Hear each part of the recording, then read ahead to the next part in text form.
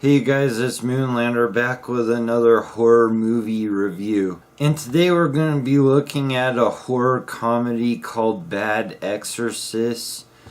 And for me, when I think of comedies that I've watched in recent memory, I have a hard time finding anything funny about them.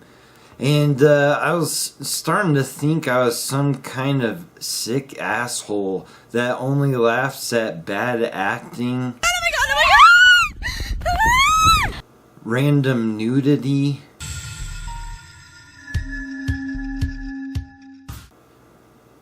and over-the-top violence. But anyway, I was looking through the new releases of the horror section, and I came across this one, and I watched the trailer, and it didn't really look that great. Are you ready, Father?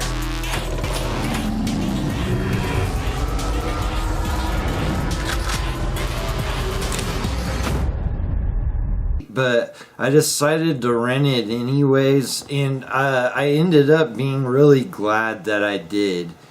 So this is about a group of friends that go to a Catholic school, and they belong in a film class, and they're trying to make a horror movie for an upcoming film festival in which they can redeem themselves amongst their classmates for their previous movie about ninjas that was completely terrible.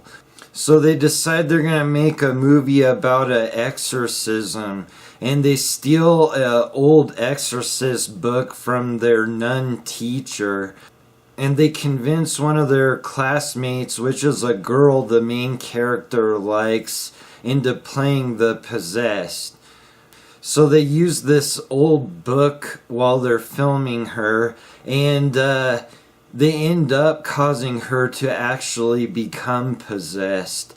And now the rest of the movie is about them trying to figure out how they can exorcise her and finish their movie. So this was written and directed by a Kyle Steinbach, which he doesn't have a lot in his filmography. He was a writer for Teen Wolf, and it says he was a production assistant for 22 episodes on The Office. And I have to say that between the acting and writing, this movie is really funny. I thought everybody in this movie fit their roles really well. All of the friends had their specific roles, whether they were like the selfish guy that was only interested in finishing the movie, and then you've got the main character who really just cares about this girl. And then they had the goofy friend that almost seems mentally ill.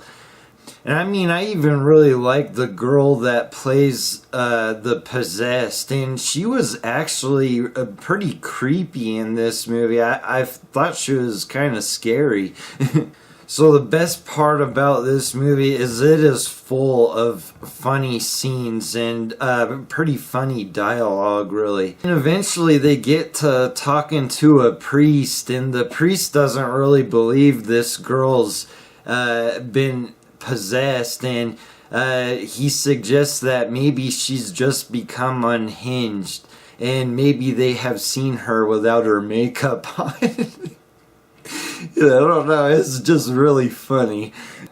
And then there was another really funny part where the girl who's been possessed is texting the main character, and she's telling him like, you know, my body feels like it's on fire. And she's like, her next message is like, I'm completely soaking wet. And so, of course, the main character thinks she's in heat, so he decides to send this possessed girl a picture of his genitals. So, there isn't a whole lot I disliked about this movie. Okay, so this movie doesn't really have any special effects in it. And there was a projectile vomiting, but you don't see it, and you just see the aftermath, and I mean, it looks terrible. And I also felt like the movie kind of lost some of its steam within the last 10 to 15 minutes. And the humor at the end of the movie doesn't really hold up to the rest of the movie. I don't really know what went wrong there, but yeah, it just kind of stopped being funny, I guess. So my final thoughts about this movie is, overall, I thought it was a good comedy. And I haven't seen a funny comedy. Just personally, I find that's like the hardest type of movie for me to find. Now, it is light on horror, but I still would highly suggest this one. And I'm going to give it a 7 out of 10. Alright, you guys, thanks for watching. I'll see you on the next review. Let me break it down for you, Charlie. Lisa is possessed by a demon. No, Charlie, let me break it down for you again. There is a demon inside of her. It's coming up, filling her up. Am I still sleeping?